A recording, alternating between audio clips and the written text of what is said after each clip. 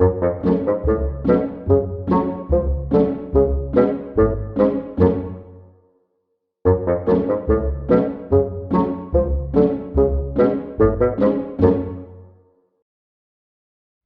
there everyone, and welcome to Fingers, Fums and Fits.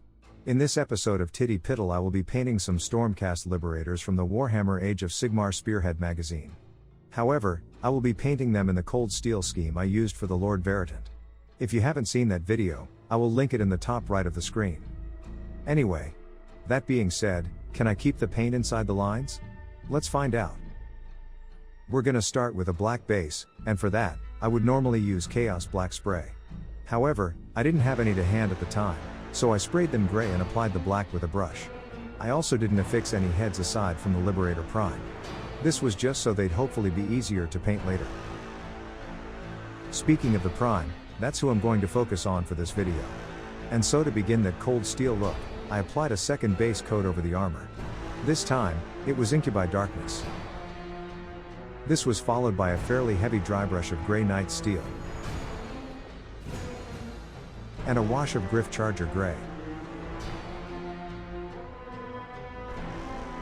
Before highlighting the armor with a light zenithal dry brushing of, appropriately, Stormhost Silver. I then applied Screaming Bell to some of the other details, including the trim on his weapons, the medallion on his chest, and the scale mail around his waist. And Mournfang Brown to his weapon grips, belt, scabbard, and any strapping. These two areas then got a wash of Agrax Earthshade.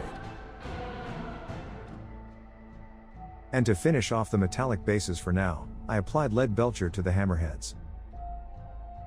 Before giving them a wash of Space Wolves Grey. And an edge highlight of Stormhost Silver.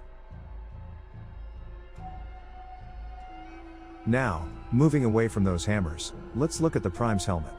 Specifically that plume, which I picked out in Corn Red. Then washed with Carroburg Crimson.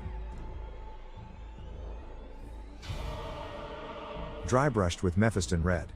Wow, I don't often say that. And then highlighted with Evil Sun Scarlet. That, I do say quite often. The final section of this video will be the remaining Liberators' faces. Can't leave them out, right? And as I mentioned in the Lord Vermintide video, I want my Stormcast to have kind of ashen-like skin. So, like the bodies, they were first based with black, and then dry brushed with Eshin Grey. Which was followed by a Dawnstone highlight.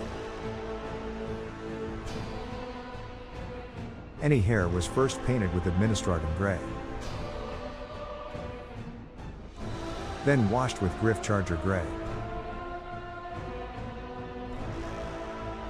And finally highlighted with Grey Seer. And after affixing the heads to the bodies, all that was left was to base the minis, and I think we can call these done. Now, I have to admit, I did not enjoy painting these Liberators. I found them lacking in character, and somewhat tedious. In fact, I had to stop and restart the painting process twice because I was just getting bored with it. So I'm glad there's only one unit of these in the Stormcast Spearhead. Thankfully, the remaining models are a lot more interesting. Anyway, we're not here to talk about that. The important question is, what do you guys think? Did I manage to keep the paint inside the lines? Please let me know in the comments below. Thank you so much for watching, and I hope to see you again for the next one. Have a great day everyone, and I'll see you later.